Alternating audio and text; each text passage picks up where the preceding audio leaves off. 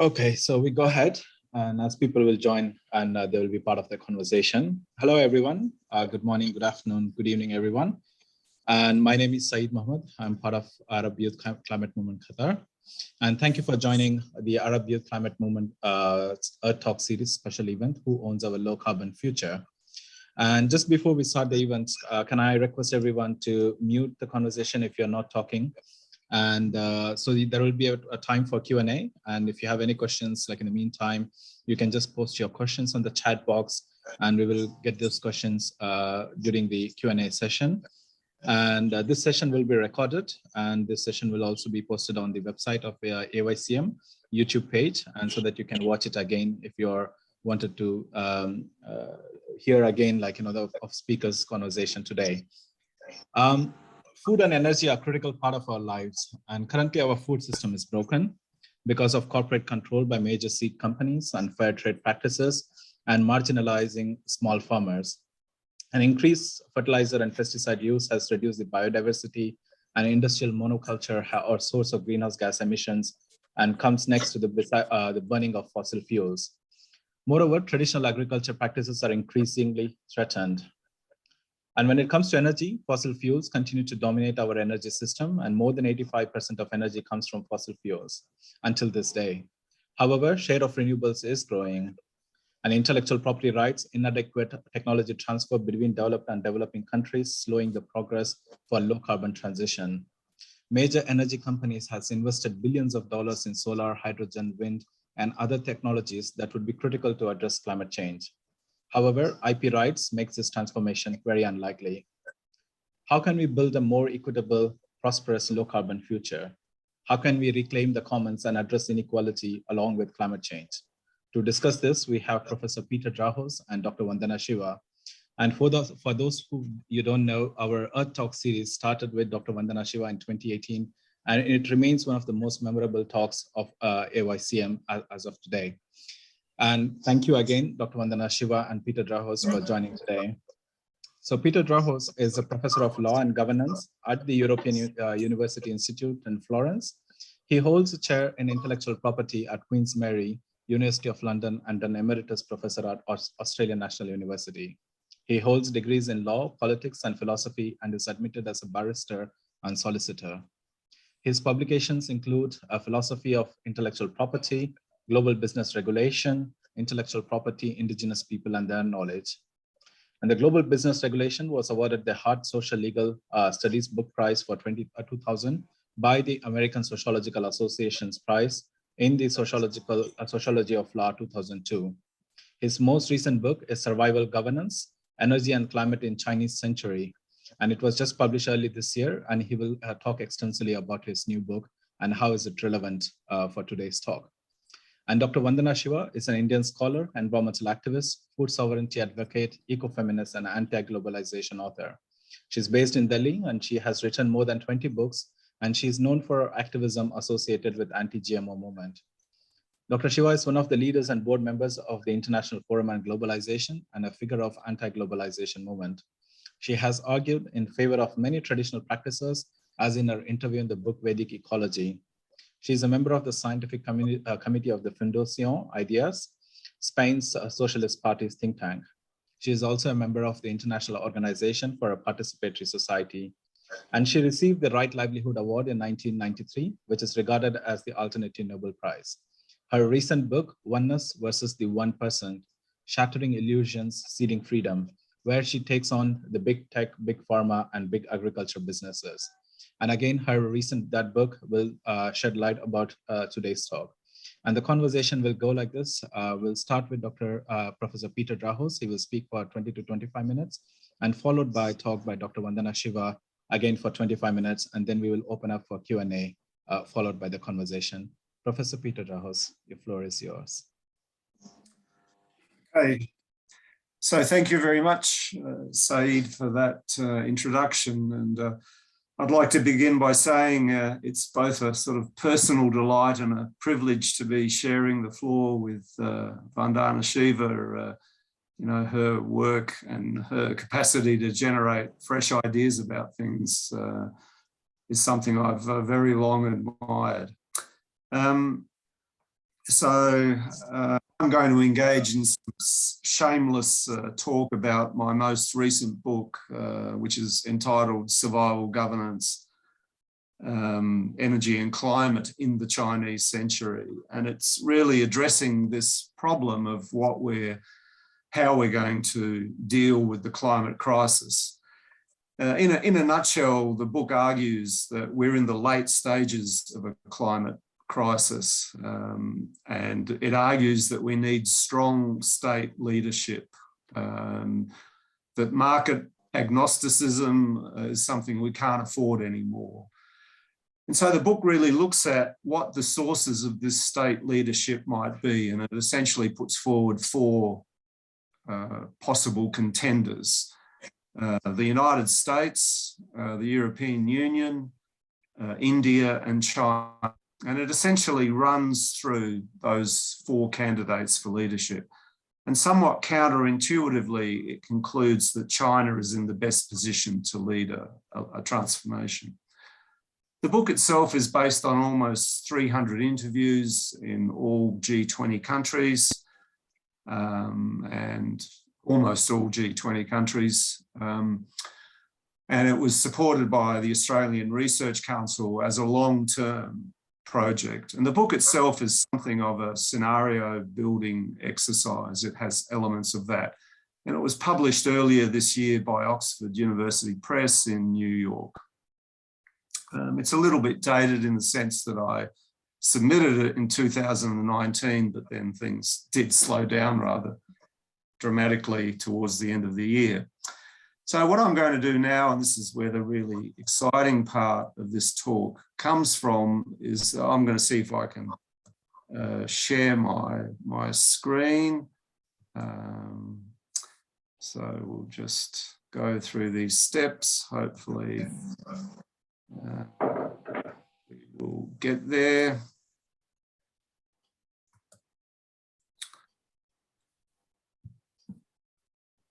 Right, so let me,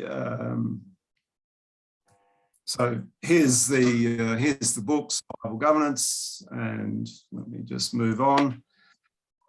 So the puzzle, one of the puzzles that the book sets up is the following puzzle. You can see here that the first scientific conjecture about the greenhouse mechanism took place in 1827, and the first data-driven analysis took place by a Swedish scientist, Arrhenius. He published a paper using climate data in 1896. The first solar concentrator was actually invented in 1878 and exhibited in Paris. And the first solar cell was actually invented in 1883. So essentially, we have well over 100 years of climate science, and we have well over 100 years of renewable energy in the solar area. So why has it taken so long to respond? Now, as Saeed mentioned, and this is the data from the International Energy Agency, you know, we can see, for example, that the orange band represents renewable energy, solar and wind, and it's 2%. And in 1970 or 1971, it was 0.1%. So it's increased by a factor of 20, but off a very, very low base. And even if you add in hydro, which is a problematic source of renewable energy, and if you add in biofuels, and if you add in nuclear, which of course is controversial for many reasons, you still don't get really past 18%. Overwhelmingly, we are dependent on fossil fuels.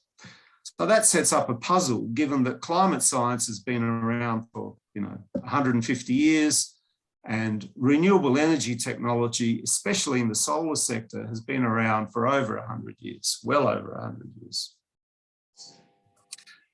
So one of the arguments of the book is that beware of incremental innovation because it can kill you. And I spend quite a lot of time in the book analysing the history of the mining industry.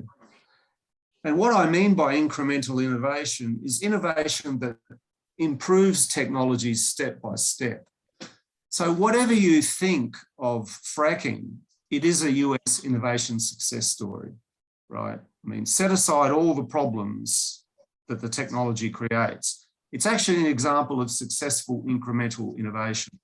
So fracking itself has been around for a very long time, and it's been refined over the years. So this is an example of what I mean here. How far should you do your fracture spacing? Should your fracture spacing be 200 meters apart? Should it be 15 meters apart? Should it be 30 or 40 meters apart? Well, when the latest iteration of fracturing started at the Barnett Shale in Texas, they started at about 700 meters apart. And then, over a period of time, a lot of scientists began studying this, and they began writing equations about optimizing wells and so on, and flow rates. And then they concluded that the fracturing, the cluster spacing should be put much closer together. The basic point is that through this process of incremental innovation, oil and gas, the petroleum producers in the United States, contrary to everyone's expectations, dropped the price of well production much more than anyone thought, and really turned the United States into essentially one of the world's biggest exporters of both oil and gas. So it's an example of how incremental innovation keeps an industry in the game. So one of the very challenging things that we have to do is that we have to take an innovative industry and shut it down. And that's a very hard thing to do within capitalism. So here's another example of incremental innovation, but this essentially tells you that you've got something like over 4,000 clusters of various plants that you have to equip with carbon capture storage. Now that doesn't, the 4,000 just refers to areas in which there are these clusters of, cement producers, steel producers, and so on. And so the actual number of plants is very much larger than 4,000.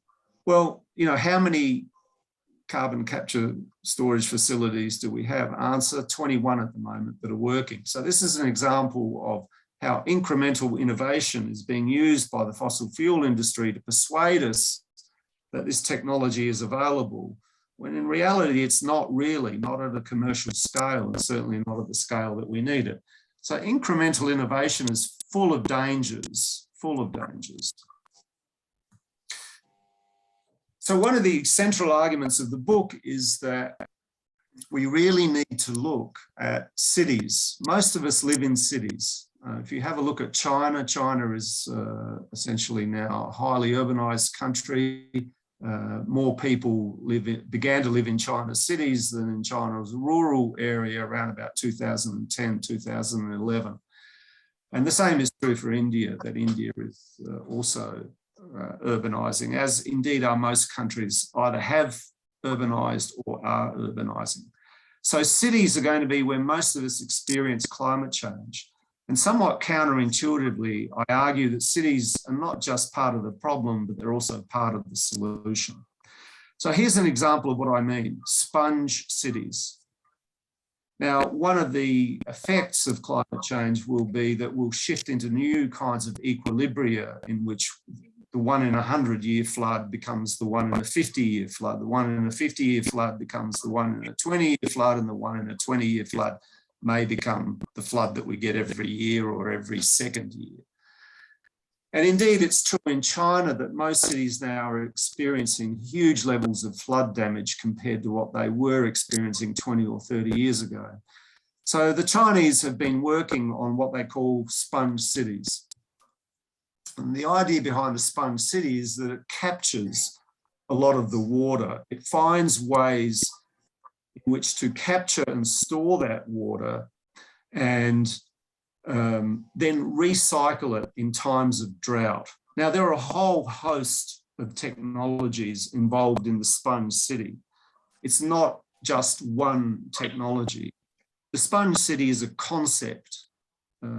What you actually get are a whole series of technologies. Now, this technology has broad application, not just in China, but in many countries where floods are a problem. So at the moment, for example, in Australia, we're experiencing quite high levels of flooding, particularly in the northern parts of Australia. But we're also a country that suffers drought. So this kind of set of technologies is hugely important for Australia. Now, one of the empirical findings of the book is that China is more than any other country experimenting with city technologies. So in China, we find forest cities, eco cities, smart cities, hydrogen cities, low carbon cities, circular economy cities, emissions trading cities, and so on. Now, it's very important to understand that China hasn't invented these concepts, and in fact, it doesn't invent all of the technologies relevant to these cities. So if you take the example of the forest city, for example, the idea for that really comes from Milan in Italy, what's known as Bosco Verticale, the vertical forest. And this idea was developed by Italian architects who built an example of it in Milan. And the Chinese became very interested in it and invited this firm of architects to work in China to see whether these technologies could be scaled.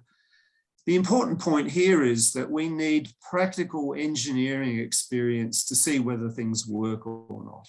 That's the most critical thing. So it's not enough just to have ideas. We have to have good ideas, but then we have to be able to implement them at engineering scale. And we have to be able to do that for our cities because that's where most of us live. As I said, that is where most of us are going to have to survive climate change. So what happens in China is that each city concept represents an ambition by China to make China the center of market gravity in essentially continuous innovation in those city technologies. And there's a very important sequence of events that takes place in China. So we did a lot of work, interview work in China, and we were fortunate enough to get in at very senior levels in China. And essentially what happens is that ideas and concepts are developed by think tanks in China. So there's a very rich think tank scene in China, and these think tanks compete with each other to get the attention of the party. You know, the party floats very vaguely formulated goals, and then the think tanks kind of respond to those vaguely formulated goals. And what essentially happens is that planning contests take place in China, and then the winners get selected, and cities volunteer. So cities volunteer to become circular cities, or they volunteer to become sponge cities, or they volunteer to become hydrogen cities. And so they essentially get money to run these very large-scale pilot projects. And we're talking pilot projects that involve, in the final analysis, sometimes hundreds of millions of people and many, many cities. Now, what's very important then is that indicator systems are developed, and these are then rolled out using a kind of pressure driving mechanism that so this is a very distinctive Chinese approach to what we in the West would call joined up governance. Now, when I was writing this book, I spent a lot of time reading indicator systems that came out of China, and my head was at one stage full of indicator systems, and I warn you that it's not a good thing to fill your head with, but here's an example of these indicators. They're incredibly detailed, and they're engineering indicators. So if, for example, you're a circular economy city, what you want to do is to have indicators and baseline measures of whether you're being successful in terms of recirculating and treating waste, for example. So what's being done in China is to develop these very precise indicators for hazardous waste treatment, solid waste treatment, animal waste treatment, industrial solid waste utilisation. These are very, very long lists of things. And that's true for every single city. So whether it's the Eco City, whether it's the Sponge City, whether it's the Hydrogen City, you're getting these very long lists of indicators, and they are used to assess the success of the experiment. And the whole idea here is, can these things be rolled out across China?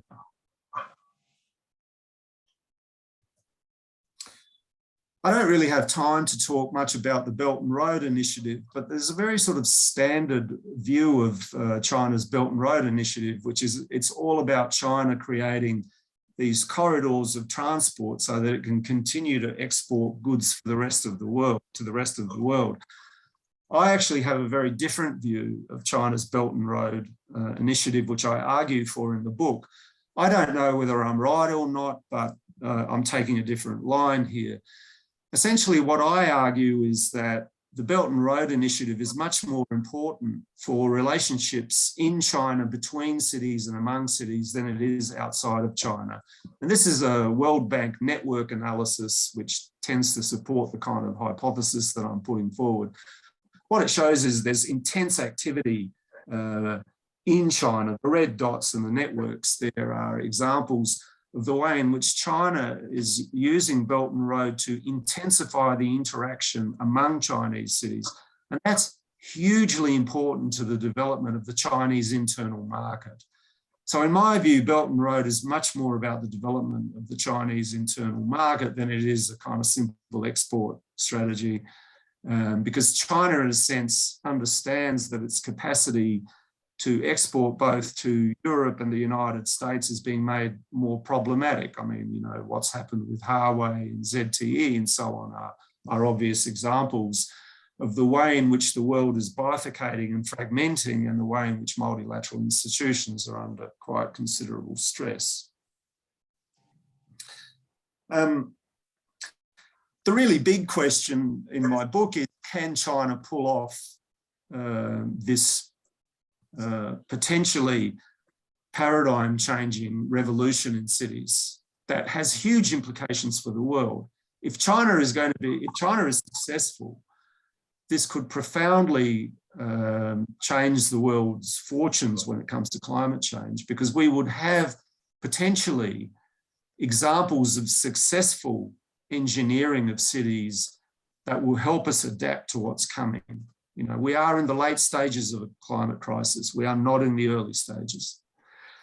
So in the book, I do an analysis of China's global regulatory craft. You know, how good is it as a soft power? How good is it in terms of its regulatory craft?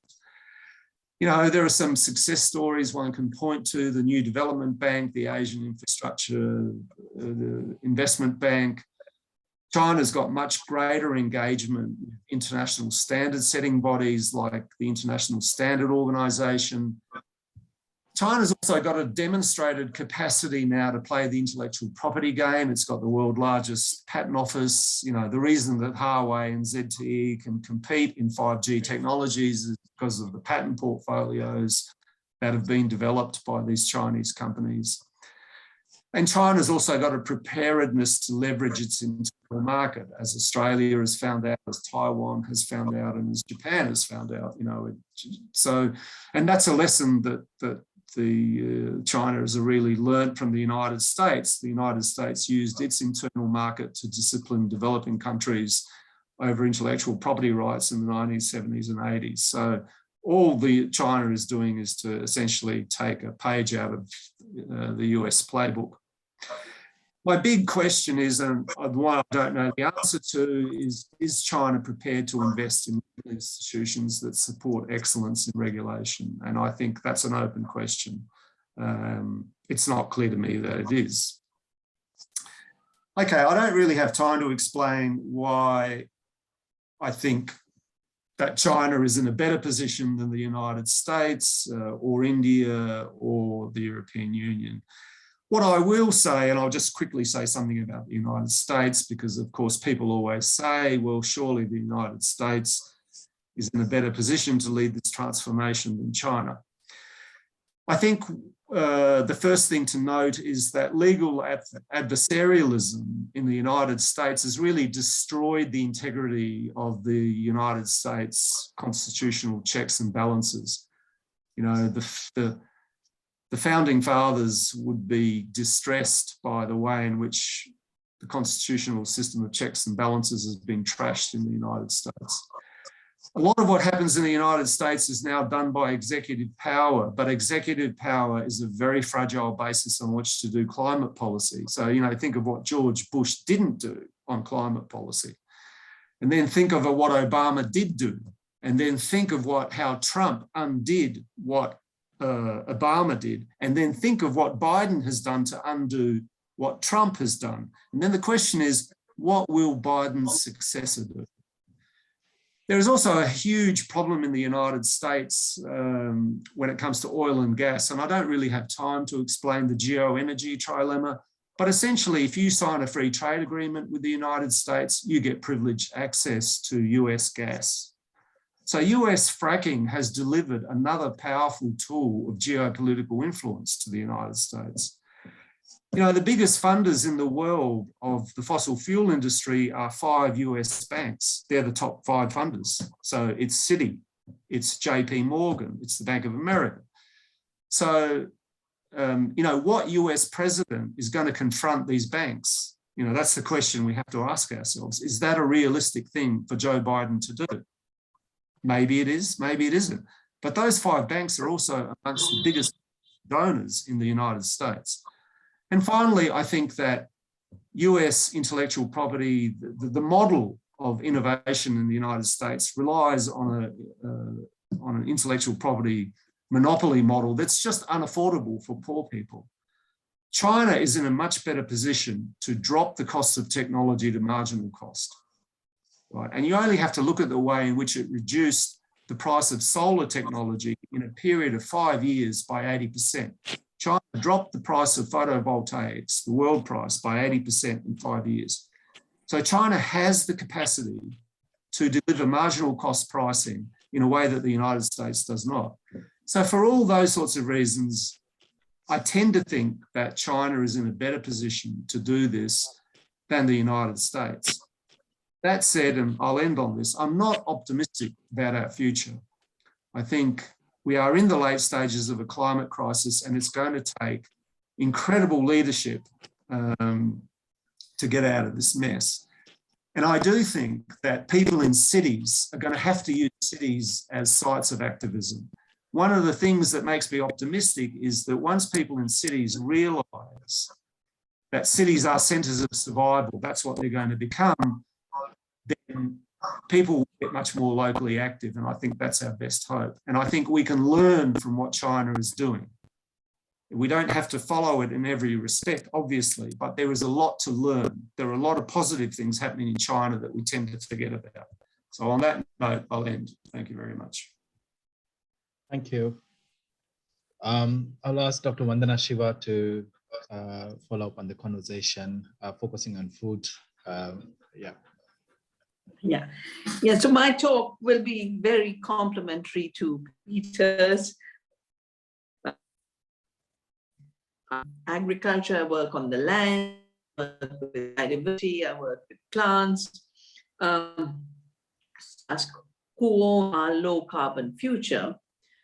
First of all, my mind goes to the fact that all life is actually carbon, except that it's living carbon, it's not fossil carbon.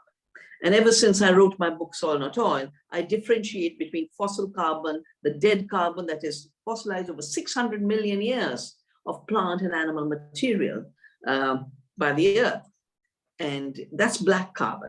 And that's what is causing the greenhouse gas emissions, that's what's causing the pollution, because 600 million years of burning at a go is what builds up the greenhouse gases, and its transformation into everything else downstream, whether it be the chemical fertilizers or everything that is fossil fuel based, is part of that system.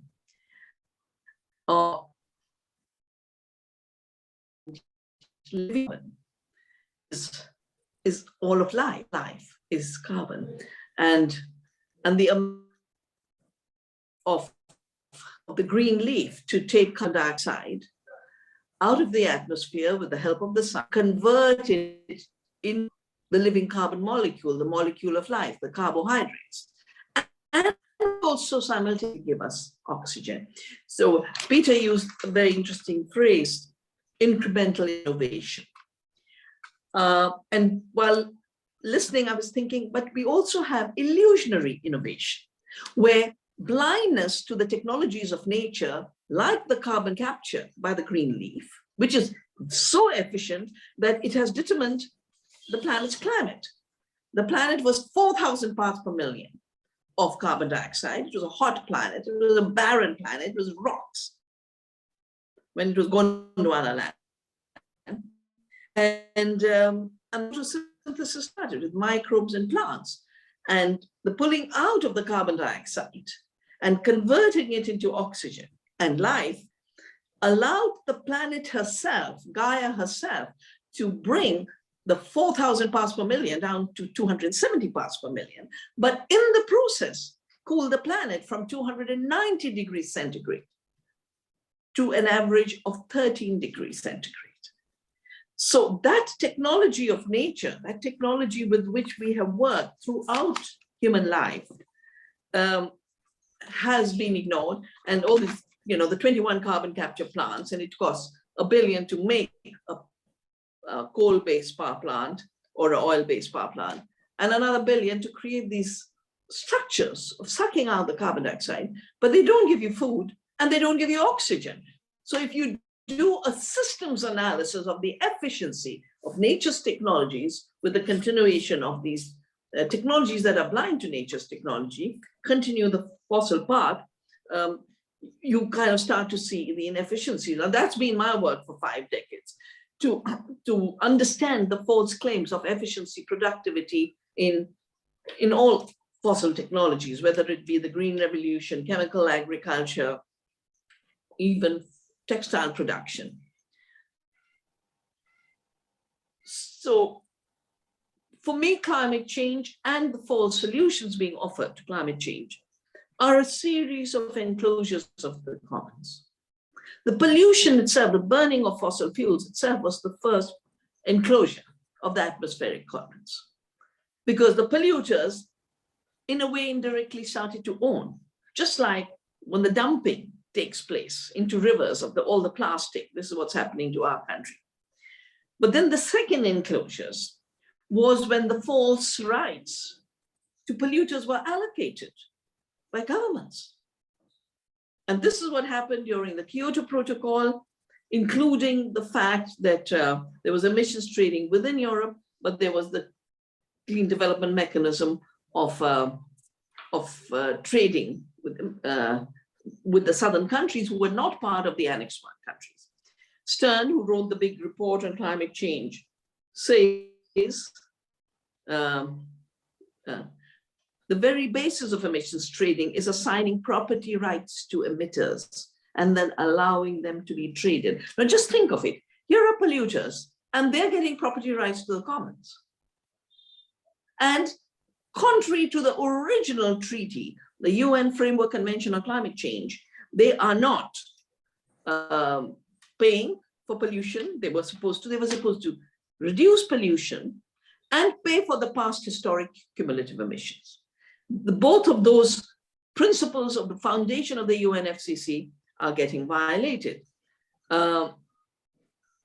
This, in effect, the allocation of marketable pollution permits constitutes a form of limited privatization. And we basically are seeing that the rights to the Earth's carbon cycling capacity are gravitating into the hands of those who have the most power to appropriate them and the most financial interest to do so. And I have all this analysis of the Kyoto Protocol in my own book, Soil Not Oil, that I wrote for the Copenhagen Climate Summit, where sadly Obama undid it. He undid the legally binding agreement and shifted with the group of polluters to voluntary commitments. That's why Paris is about voluntary commitments, which are not getting anywhere. because the legal obligations were erased. Basically, the polluters made over $1 billion in that period, and the pollution kept going up. So it did not work, even as a solution to the problem of greenhouse gas emissions. We have other ownings and other privatizations. I believe the owning of the narrative itself. Yeah, I mentioned equating dead carbon with living carbon, hydrocarbons with carbohydrates. That is an owning of a false narrative. The word decarbonization, yes, we must decarbonize fossil carbon. But if we start decarbonizing the planet of its living molecule, we'll all be dead. So the narrative itself starts to shrink, and there's a new carbon reductionism taking place. And everything is being equated to, the periodic table has so many elements. And to reduce everything to the one is not adequate to understand the complexity of how the Earth and Gaia organizes her planetary systems, her climate systems, and the relationship between the soil, the biosphere, and the atmosphere. We are now in a new phase of privatization. And this is just like nobody, people weren't seeing emissions trading as a privatization of the atmospheric commons. The current phase, I noticed it at Paris, at the Paris summit. And that's why I wrote the book, Oneness versus 1%. It's really about the privatization of the discourse and the policies and the UN system, and literally the hijack.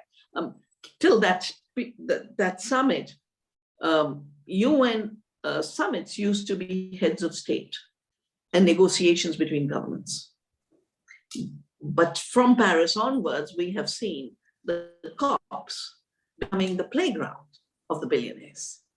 And that is a privatization of the public institution of global governance, the only system we have of governing over things that connect us as an international community, whether it be environmental destruction. And that's why Rio had we created the two treaties, the Biodiversity Convention and the Climate Convention, or the Human Rights Convention after the wars, or the Montreal Protocol, or Law of the Seas. All of these are treaties to govern the commons, where nation states are not able to do them alone. This year alone, we have witnessed the privatization of the Food Summit. The Food Summit was always in Rome, in Italy. It was organized by the FAO. This year, it was organized in New York, and Mr. Gates was running it, and the head of the Alliance for the Green Revolution in Africa, which is basically chemical agriculture for Africa, the kind of agriculture that destroyed Punjab and made me write my book for the United Nations University in the 80s, with the emergence of violence in 1984, the violence of the Green Revolution. The two heads of the Green Revolution, Agnes Kalambata, was made the head of the UN Food Summit. And it was done in partnership with the World Economic Forum, which has, interestingly, in the pandemic time, emerged even more powerful than it already was. It's basically the billionaire club. If you look closely at the COP26, not just at the negotiations and the president's draft declaration and what happened to it, but also the side agreements that were made, you realize it was not governments writing them. Yesterday, I was with the South Asian colleagues, including the environment minister of Maldives, not physically, of course, everything's on Zoom now. And she was talking about how the sea level rise has already caused so much salt ingression that there is no drinking water left in the Maldives Islands. She says, we are not talking about a future disaster. She says, we are having to ship drinking water to every one of our islands. We are in a disaster today. And take this a little further. she says very clearly, we will be refugees. But if you look at what's happening to the refugees from Syria and Africa and Afghanistan, she says, we are living a good life on these beautiful islands. We have everything. And she said, I cannot even imagine myself and my daughter having to be pushed into refugee camps. So, when Peter talks about survival governance, I think one of the very important elements we need to be looking at is the displacement that is being caused. I don't know how many of you noticed what happened to the Biodiversity Summit. I won't go into it. But let me talk of two ownings and two privatization that will not solve the climate problem, but will create new survival threats to the people of the South and the poor people in the North. So out of the blue, a few years ago, I think 2-3 years ago, suddenly fake food appeared on the horizon as a solution to climate change. The climate change, and I've been able for showing 50% come from an industrial, corporate, globalized agriculture. It is that food problem? No, it will depend on the Monsantos growing with and food itself will not just face the fate that the Monsantos assumed. Seed would, fortunate, I was invited to a meeting in 1987 when these companies, the chemical companies, laid out their plan of owning seeds and owning life through intellectual property. That's what put me on the direction of following intellectual property. And they said we have to make GMOs in order to claim we've made something new and own it and patent it. And that's the day I decided not just to save seeds, which I've been doing, and created Navdanya, the movement for seed sovereignty and food sovereignty, but also started to follow the issues of intellectual property. And fortunately, at that time, we still had sovereignty, and we wrote laws with our government. We wrote the patent law amendment says plants, animals, and seeds are not human inventions, therefore not patentable. We wrote 3D, the trivial modifications in a molecule for medicine is not an invention. And these laws have prevented monopolies. Novartis wanted to own the cancer drugs and sell it for, in our currency, 1,25,000 a month, whereas the generic drug is available for 10,000. The BT cotton monopoly that Monsanto tried so hard to establish and actually exercise illegally, we prevented it through that Article 3J. Now, there is the big investment that the billionaires are looking at, especially the tech billionaires and Silicon Valley and Bill Gates, are in fake food. Just like they were looking at GMOs to patent the seed, they're looking at fake food. And one example is the Impossible Burger. It has 14 patents associated with it. So every time you take something away from the systems that work in nature and which are the survival sustenance systems of people, where people co-create with nature and her technologies, what you get is a series of intellectual property rights. But there is another owning that I think everyone should be looking out for. And this is a more serious owning. This owning is the fact that subtly the phrase net zero starts to get interpreted as we will continue pollution. We will not bring down the pollution. We will continue the pollution. But now we will balance it out with offsets and sinks in other countries. So if in the Kyoto period, it was the clean development mechanism where it was factories that were set up, now it is about owning land. It is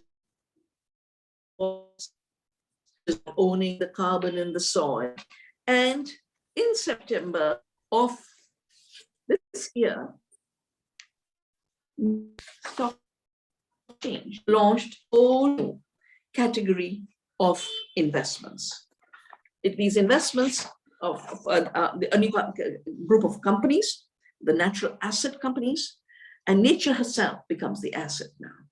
So if the oil ages, and that's what I've talked about in my book, Soil Not Oil, if the oil was about extracting fossil fuels from deep underground or fracking or mining, the new extractivism is the ecological functions of nature herself. So these new, and you know, this year, for biodiversity, the Dasgupta review started to use the same language. It's in so much, you know, it's like it's been planned long before, and it was laid out totally in COP26. And I debated Mark Carney earlier with the European Economist Circle, and Carney was the head of Bank of England and is now the person representing the UNFCCC for the finance aspects, which was supposed to be putting money in a climate fund. It was supposed to be 100 billion, but every year India's climate disasters are costing 50, 60, 70, one assessment is 87 billion, one country in 1 year.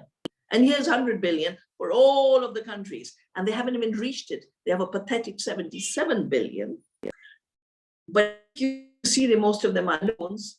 And if you take and deduct the interest repayment, then it's down to 12 billion. That's all it is.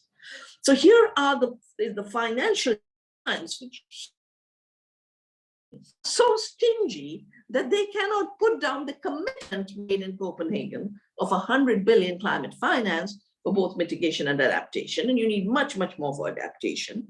They are now looking at a whole new economy, a whole new economic system. And just like in Kyoto, rights were assigned, then through the governments and intergovernmental bodies to the atmospheric commons. Now the banks are assigning themselves the rights, the BlackRocks and the Vanguards about whom I have talked in my book, Oneness versus 1%, are assigning rights to the ecosystem services produced on a given chunk of land, services such like the carbon sequestration. So while they're putting our focus on the carbon capture with giant machines, in reality, they're looking at nature's carbon capture as their capture for financialization, and water too. So they have worked it out that look at anything valuable in nature, turn it into a natural asset, create a company, and extract this asset function and financialize it. So those people who couldn't get 100 billion together are now talking at making 4,000 trillion out of the privatization of nature's ecological functions by the end of the decade, by 2030. This is a new kind of owning, and this kind of owning means every ecological aspect will be devastated. Every farmer will be displaced from their rights to their land. Every indigenous person will be displaced from their forest because the rights to the forest will mean we'll manage the forest to maximize the function we want to grow and increase. And I think this is the time for the public-minded citizens and scientists and intellectuals to get together to imagine the world that to be collectively owned as a common good to take care of the earth for today and the future. Thank you. Thank you very much. I just want to come ask you questions. If there are any questions, please post your questions on the chat box and we will ask them. In the meantime, I just wanted to ask Peter, starting with Peter, particularly with China. I mean, like, we constantly accuse of the Western companies, they don't share the intellectual property rights. Again, as a part of the UNFCCC, the technology transfer is part of one of the key elements, like, it's always been disputed in all the climate negotiations, like Vandana Shiva mentioned. How do you see that this Chinese intellectual properties, like all of them on solar cells, are sharing with other global South countries? Do you see there is a more openness to share their intellectual property, or they're just following what you said, that, like, taking a playbook from the US in itself? Saeed, that's a good question about what China will do. I think clearly China recognized that it would have no hope of contesting markets without Chinese companies developing very large patent portfolios. So if you were to talk to Huawei or ZTE, each of those companies had essentially patent quotas of around 2,000 or 3,000 patents per year. One of the things that they also did was they became experts in the use of the Patent Cooperation Treaty, which is incredibly important as a way of building a global patent portfolio. The other thing is that China itself wishes to transform its economy. And so to some extent, it will inevitably wish to go up the value chain. And that essentially means that you'll place more reliance on intellectual property rights. So potentially China could follow the United States. That said, I also think that China recognizes that that kind of approach will ultimately create instability, because poverty always creates deep instabilities. And so I think China will be much more sensitive in the long run to the need to alleviate poverty. I mean, we shouldn't forget that China did lift its own population out of poverty. I mean, over 800 million people were lifted out of poverty over a 30-year period. It's a remarkable achievement. So what I think is that we will see a kind of mixed strategy from China, in which its companies will continue to pursue intellectual property rights as a way of contesting global technology markets. That won't change. But I also think in certain areas, such as medicines, for example, it will be much more conscious of essentially not impoverishing people. And it knows from its own experience that poverty, in a sense, is the road to ruin. So I think it'll be a more complex story with China than it is with the United States. Vandana, you mentioned about, like, the commercialization or commodification of ecosystem services. Do you see this as an extension of RED? Like, RED came as a part of the programs, like during the climate negotiations to address deforestation.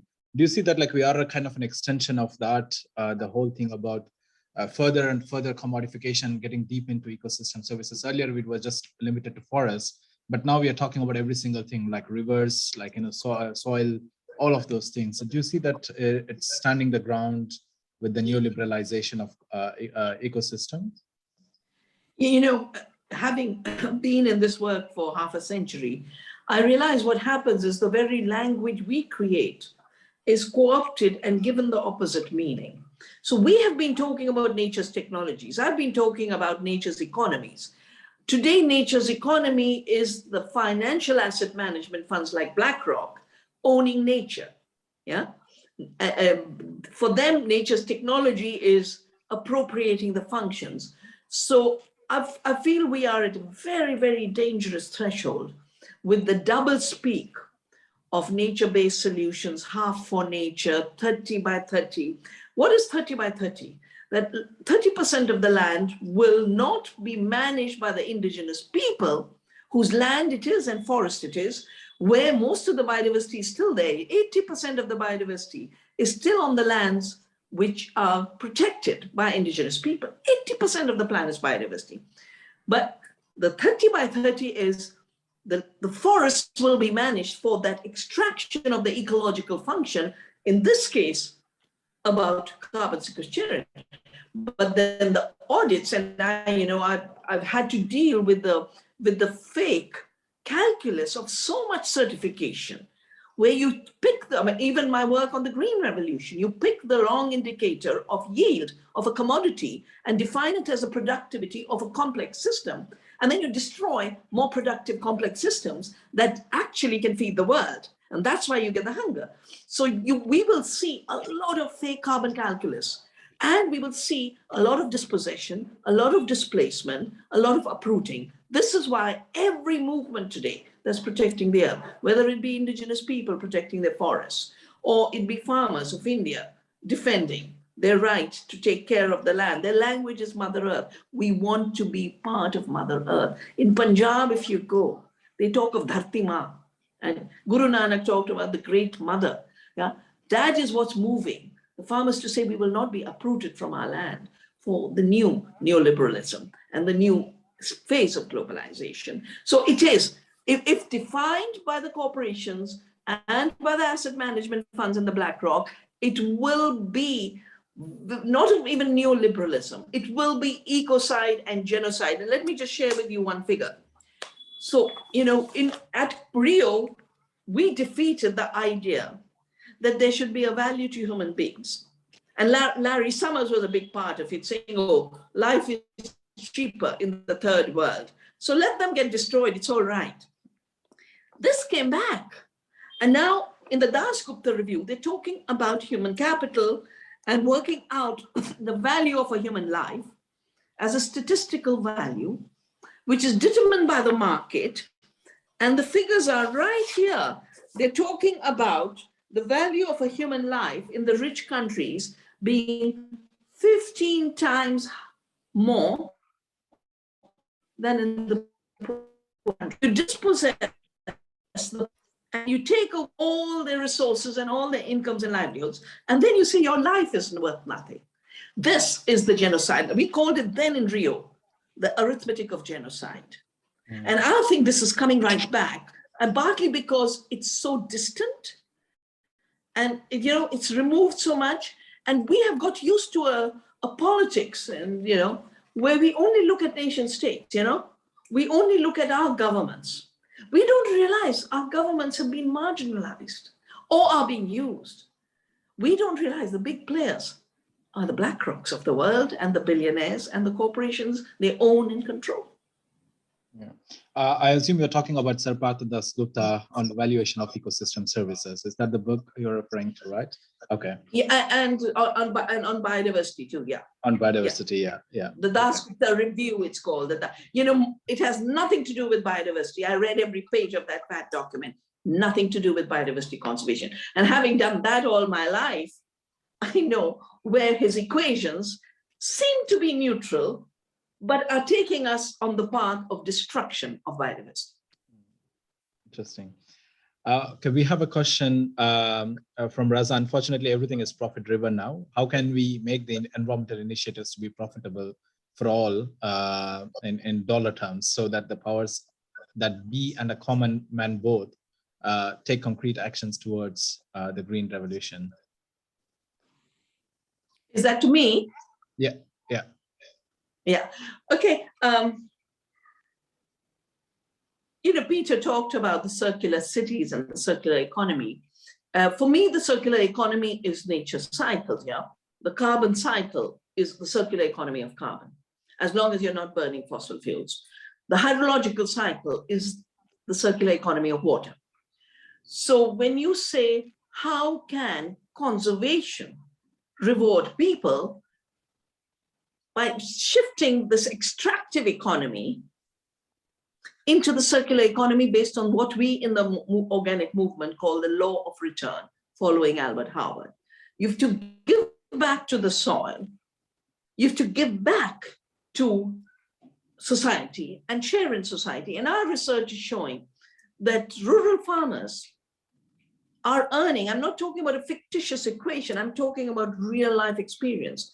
Farmers doing biodiversity conservation and using their own seeds and no chemical and fossil fuel inputs are earning 10 times more than those who are locked into the dependency on the markets of Monsanto and Bayer for chemicals and seeds, and for selling on globalized markets at very, very low prices. So yes, conservation, protection of the earth, and higher incomes can go together. But it will not happen if you want to measure the income through an extractive measure. That's what we will have to shed. We will have to come into circular economies at a deep level. So we have a question from Susanna. Can you unmute yourself and you can ask, and please make sure that who's this question for? Yeah. Hi, this question is for Dr. Shiva. So I wanted to, well, first of all, thank you for the talk, both of you. It was excellent. It was very interesting. And I wanted to ask about these natural technologies, and especially like indigenous technologies. Like, what is the role that you think they can play in the future?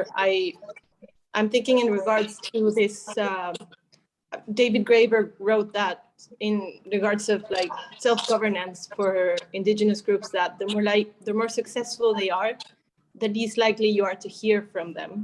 So I'm thinking this can relate to the success of the use of natural technologies, indigenous technologies. So I wanted to know what you think of this.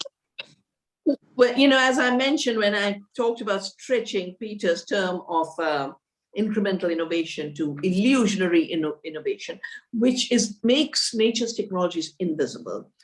So the true technology assessment is seeing nature's technology and working with them. That's what indigenous cultures have done. That's why they could stand for 10,000 years, Australian Aboriginals for 60,000 years of farming, and not destroy the land. Not only is it necessary to recognize them and respect them, it is necessary to defend them, because they're the only path to the future. Because these little, I mean, I've had to live through so many cycles of fake solutions, Oh, this is going to be the solution. Now this will be the solution. And it grows and it collapses, and grows and it collapses. And it grows with two very, very violent systems. One, taking all the public tax money and supporting the wrong thing. That's what happened with chemical agriculture. No farmer chose chemicals. The subsidies and the conditionalities forced the farmers into the green revolution and destroyed, which, you know, 50% of the greenhouse gases, nitrous oxide, methane, all because of an industrial form of farming. But the second real reason why we need to respect them is they're tested and tried and proven. But we need to be honest, you know, we need to be honest in our assessments.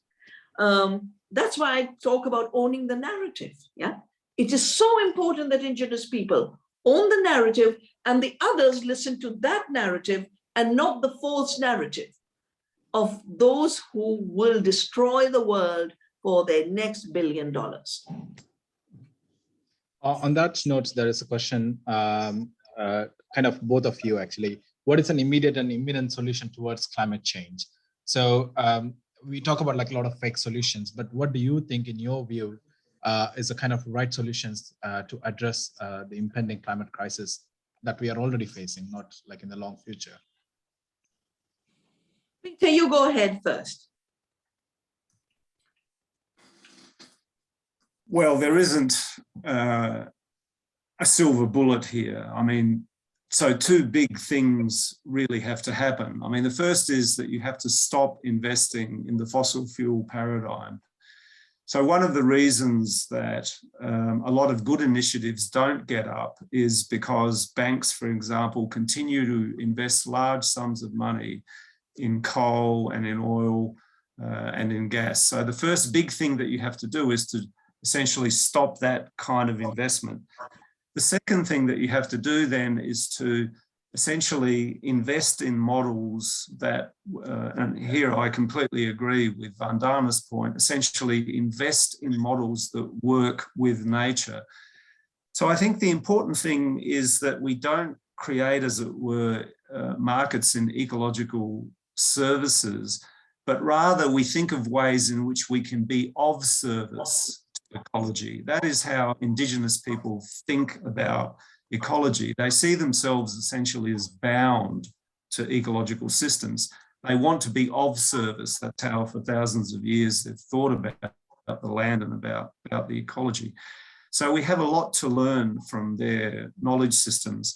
And a good example of that has occurred in Australia, where, for example, there's a lot of interest now in traditional Indigenous fire practices. So Indigenous people were able to use fire as a way of controlling very hot fires. So they essentially found techniques to achieve what are called cool burns and to lower the intensity of fire. So even though fire was a regular occurrence in Australia's long geological history, it was managed, the intensity of those fires were managed.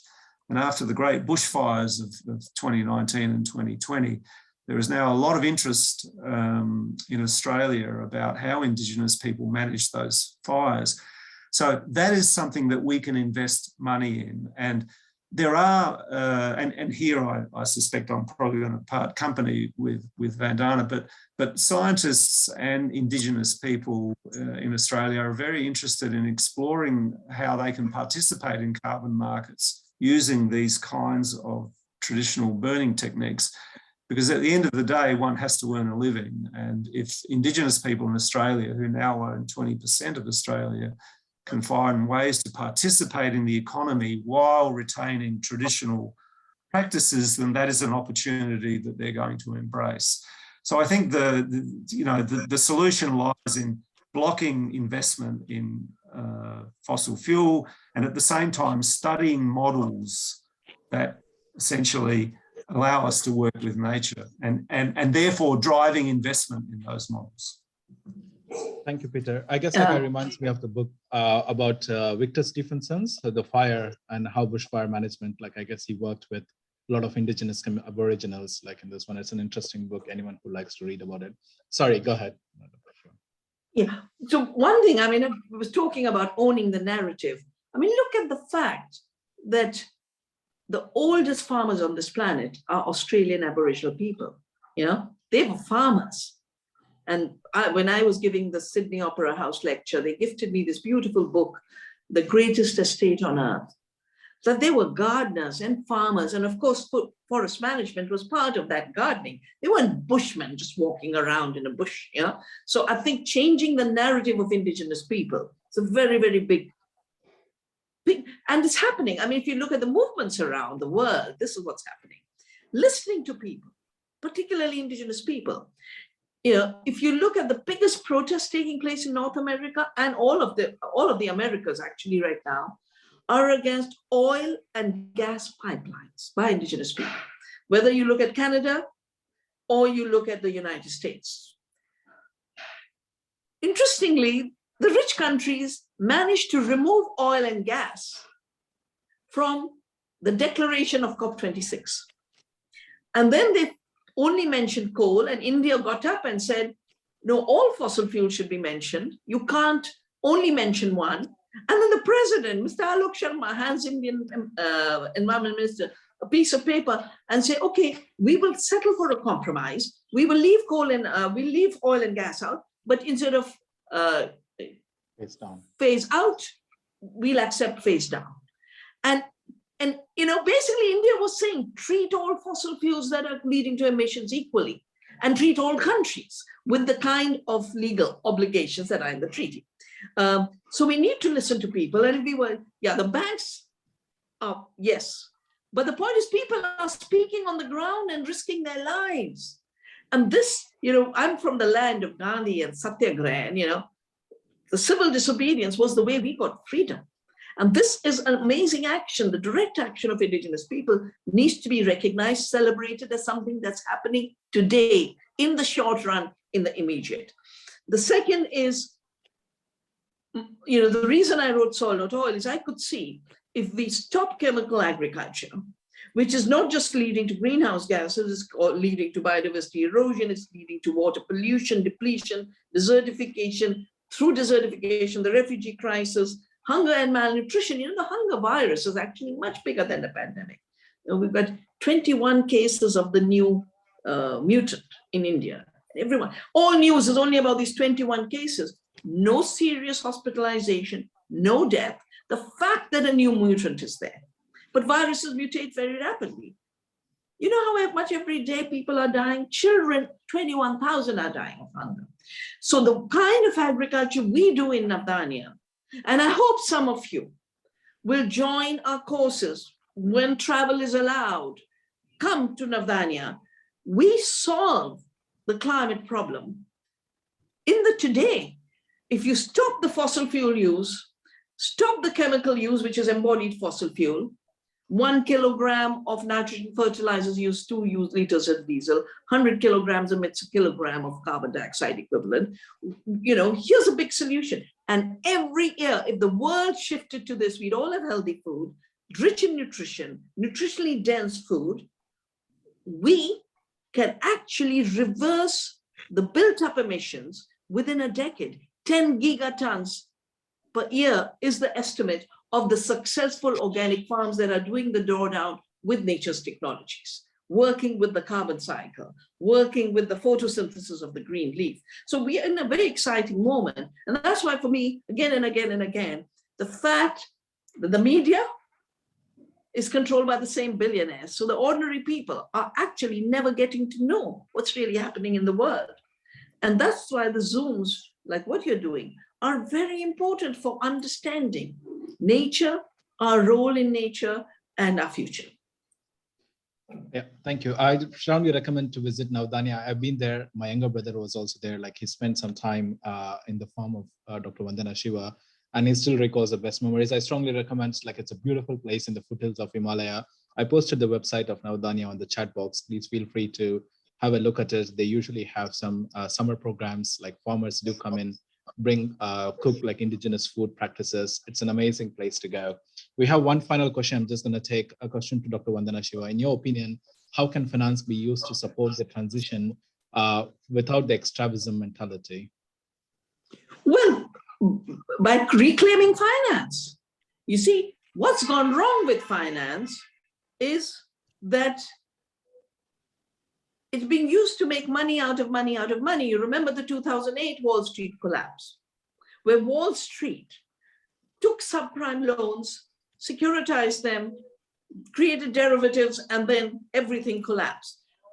This fictitious finance was the reason for past destruction. It would be the reason for future destruction. Peter talked about indigenous people wanting to engage in carbon exchange. Well, if it's done democratically and honestly, no problem with it. But I would always say, but don't reduce an ecosystem to only carbon. We need food. Let's also take care of the fact that we are growing food, not just accumulating carbon in the soil. So I am very, very convinced that we have to reclaim all the instruments that have become instruments of the new colonization, whether it be technology with a capital T, which leaves out nature's technology, which leaves out people's technology, which leaves out the democratic participation of society in choosing technology. In the same way, we must reclaim finance, make it honest, let it speak the truth. How much, what is it really doing? And it must, the democratization of finance is the next step of democracy, because now they're embodied into the entire Earth system. So this is the next step of Earth democracy. Because if we don't do it, the capacity of the Earth to sustain life support systems for indigenous people, for ordinary people, will be crushed. And all people will become refugees on planet Earth, as nature herself is turned into the next machine-making instrument. But I have done forestry studies where a forest was reduced to one kind of timber for extraction, the forest collapsed. That's why we have fires all over the world. When agriculture was reduced to one commodity, agriculture became non-sustainable. The minute you take a multifunctional, complex, self-organized, sustaining system and reduce it to one extractive function and give it financial value, which you try to maximize, you will distort the ecosystem and undermine its capacity to do what it's doing. That's why we must have finance reflecting true values, not the fictitious values assigned by the BlackRocks. You know, for me, BlackRock is a central piece of the problem of today. And if we do not,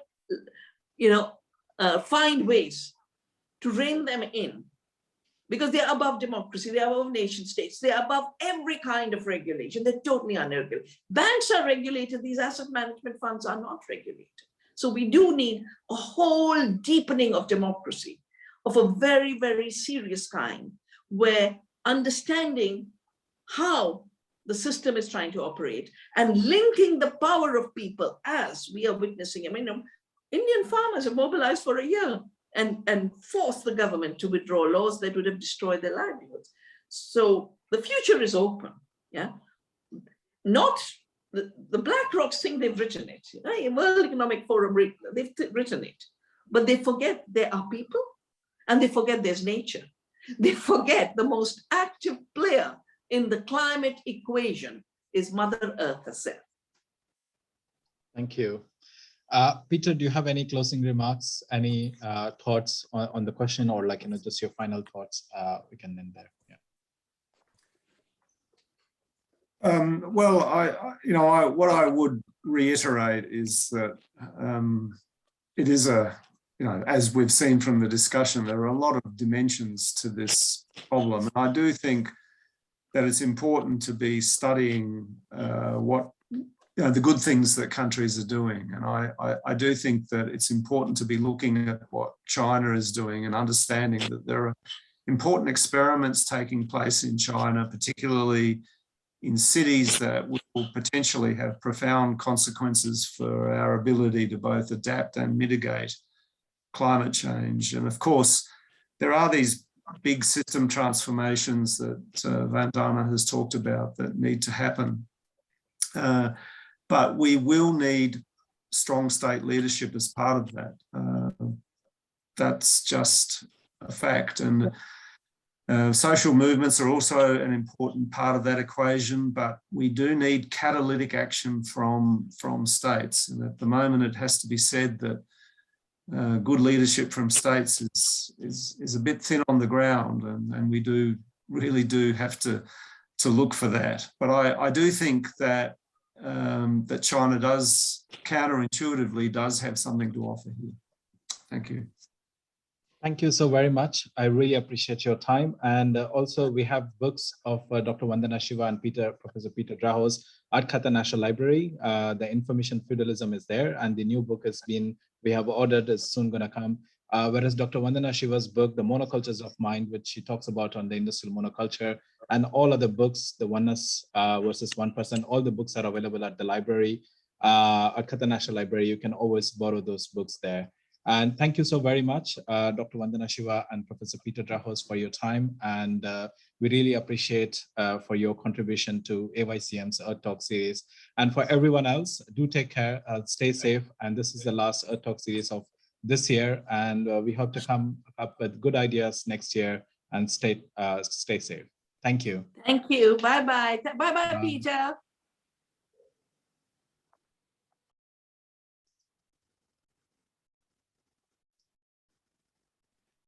Thank you.